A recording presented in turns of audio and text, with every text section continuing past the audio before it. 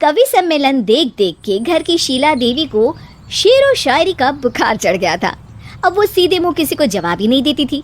उनके पति और उनका बेटा तो काम करने घर से बाहर चले जाते थे और उनकी शायरी झेलनी पड़ती थी बहू रेणु को। अब सास बोलती नहीं, अर्ज करती थी, संदूक पे रखी संदूक, संदूक में रखे झुमके, बहू झुमके निकाल के दे मेरे, कहाँ लगा रही है ठुमके। माँ जी, झुमके तो आपके निकाल दूंगी मैं, लेकिन आपके दिमाग से ये शायरी का भूत कैसे निकलेगा? छोटे लोग नहीं समझेंगे, शायरी है शौक बड़ा, तू अपने काम से काम रख, मेरे काम में मत टांग अड़ा। शौक अलग बात है, लेकिन हर चीज में अपना शौक डाल देने से जगह साई हो सकती है सासू माँ। अरे मैं हूँ एक नंबर कलाकार, कोई ऐसी वैसी बला नहीं, तुम घर के कामों में उलझी, समझोगी मेरी कला नहीं। ठीक है माँ जी, आप नहीं समझती तो कोई बात नहीं, लाओ मैं आपके झुमके ही निकाल कर दे देती हूँ। बहू सास के झुमके निकाल कर देती है और वहाँ से चली जाती है। शाम को बहू अपने पति से शिकायत करती है, सुनिए जी, आप माँ को कुछ समझाते क्यों नहीं? अरे क्या समझाना है माँ को? अरे अपनी शायरी थोड़ी कम करे ना। अरे तुमको उनकी शायरी से क्या दिक्कत है? अरे मुझे नहीं, पर पड़ोस में सब लोग हंसते हैं, कहते हैं बुढ़ापे में लोग सठिया जाते हैं, लेकिन शीला जी तो शायर हो गई है। अरे लोगों का काम है कहना, लोगों की बातों का क्या टेंशन लेना। अरे वाह, मैंने भी शेर कह दिया, वाह वाह वाह वाह। देख लो, तुमसे किसी ने कहा नहीं और तुम्हारे सामने कोई माँ की बुराई नहीं करता तो तुमको फर्क नहीं पड़ रहा।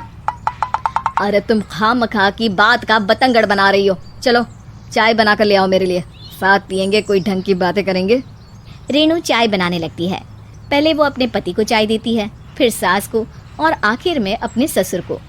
लेकिन वो देखती है कि ससुर जी कुछ परेशान से हैं। क्या हुआ ससुर जी, कोई बात हो गई है क्या? अरे तेरी सास बात बात पे शायरी करती है। कल मैंने पूछा कि खाना खाया तो तेरी सास ने क्या जवाब दिया पता है? अरे गलती की और आरोपी ने कोड़े खा लिए फटाफट, खाना तो नहीं पर पकोड़े खा लिए झटाझट। अब बता क्या जवाब दूँ इस बात का? वो तो सभी से शायरी में ही बात कर रही हैं, मुझे भी समझ में नहीं आता कि क्या करूं मैं। बेटा उसको उसी की भाषा में जवाब देना पड़ेगा। मैं तो आम बातचीत में भी उसके सामने कुछ नहीं बोल पाता, शायरी में क्या बोलूँगा भला। ससुर ने जैसे ही कहा कि उसको उसी की भाषा में जवाब देना पड़ेगा, बहू को ये बात जच गई। अगले ही दिन वो शायरी की कुछ किताबें लेकर आई और शायरी की प्रैक्टिस करने लगी ताकि सास को उन्हीं की भाषा में जवाब दे सके। उसने दिन रात एक कर दिए। एक दिन सब साथ में बैठकर टीवी देख रहे थे, तभी रेणु सबके लिए बिरयानी बनाकर लाती है, लेकिन सास को बिरयानी भाती नहीं। कौवा करता काऊ काऊ, चिड़िया बोलती ची ची, इतना खराब बिरयानी बनाई है कि मुंह से निकले छी छी। बस इसी मौके का तो बहू को इंतजार था, क्योंकि अब बहू सास को उसी की भाषा में जवाब देने के लिए तैयार थी। माँ जी, हमको अपनी ये बेकार शायरी ना सुनाइए, जैसी भी बनी है बिरयानी चुपचाप खाइए। ससुर जी और रेणु के पति ने रेणु का जवाब सुनते ही जोर से ताली बजाई और सास ने जब रेणु का शायराना जवाब सुना तो उनके गले में बिरयानी अटक गई। बहू ने एक और शायरी का तीर छोड़ा। शायरी में बहू के सामने सास हो जाएगी ढेर, क्योंकि सास मारेंगी एक शेर तो बहू मारेगी 1.25 शेर। सास को छोड़ के सब वाह वाह करने लगते हैं।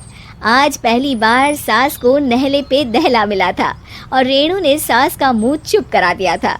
अगले दिन रेणु का पति उससे कहता है, अरे वाह, तुमने तो माँ की बोलती ही बंद कर दी, मज़ा आ गया। अब मेरे लिए कुछ बना दो, खाकर मैं काम पर चला जाऊँ। शायरी ही है मेरा जीवन, वही करूँगी जी भर के, नौकरानी रख लो कोई, काम नहीं करूँगी मैं घर के। अरे तुम क्या माँ जैसी हरकतें करने लगी, सीधे सीधे बात करो ना। हो गई कल शायरी, रोज थोड़ी ना करोगी। शीशी भरी गुलाब की पत्थर पे फोड़ दो, जो मुझे शायरी से रोके उसके कान मरोड़ दो। पति घबराकर वहाँ से चला जाता है और बाहर उसके पिताजी के पास जाकर बैठ जाता है। दोनों अपनी बीवियों की शायरी से परेशान है। ससुर को पछतावा होता है कि क्यों उसने बहू को सास की भाषा में ही जवाब देने का आइडिया दिया। अब तो घर में दो दो शायर हैं। दोनों एक साथ दुखी स्वर में कहते हैं, हम दोनों की ही बीवियां जब से शायर हो गई है, क्या बताएं, जिंदगी एक फटा हुआ टायर हो गई है।